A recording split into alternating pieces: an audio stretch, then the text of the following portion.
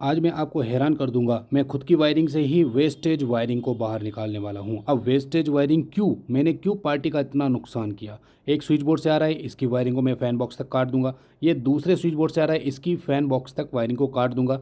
MCB box से जो line आ रही है उसको भी स्विच बोर्ड तक काट दूंगा। तो क्या भाई इतनी सारी वायरिंग क्या फालतू की थी? ग्राहक का ऐसे ही पैसा लग गया भाई, आखिर क्यों? चलिए आगे रीज़न बताते हैं। चलिए फैन बॉक्स का सबसे पहले वायरिंग सीखते हैं। तो कटी हुई वायरिंग को जोड़ने का जो तरीका होता है वो ये होता है रेड रेड रेड, यानी कि रेड कलर के जो लाइन है वो फेज़ है।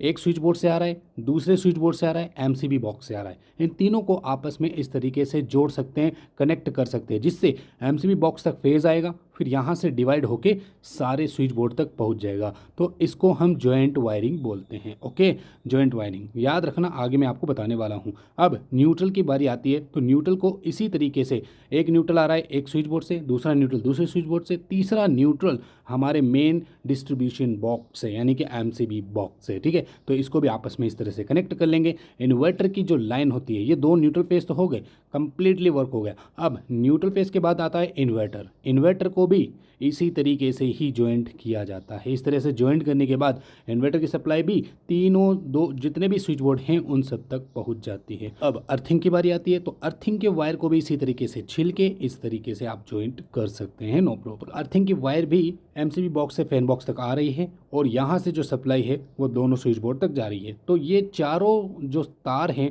वो आपस में कुछ इस तरीके से कनेक्ट होंगे।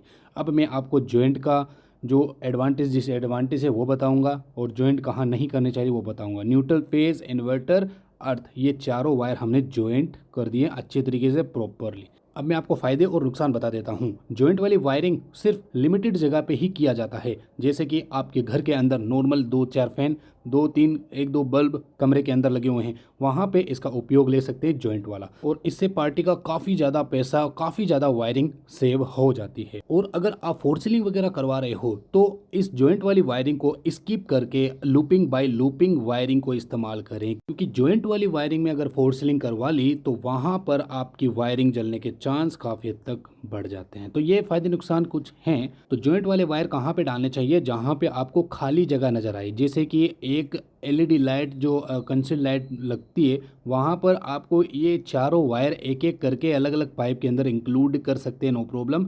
और अगर आप एक साथ करना चाहते हैं तो यहाँ पर फेज़ न्यूट्रल को अलग कर दें और अर्थिंग वाले वायर को न्यूट्रल वाले पाइप के अंदर इंक्लूड कर दें, और इन्वर्टर के वायर को आप फेज़ वाले वायर के अंदर इंक्लूड कर दें, नो प्रॉब्लम, कोई दिक्कत नहीं आने वाली। और ये मैंने फ्री कोर्स वाली एक वीडियो बनाई है, फुल डेडिकेट, आप यूट्यूब चैनल पे देखें।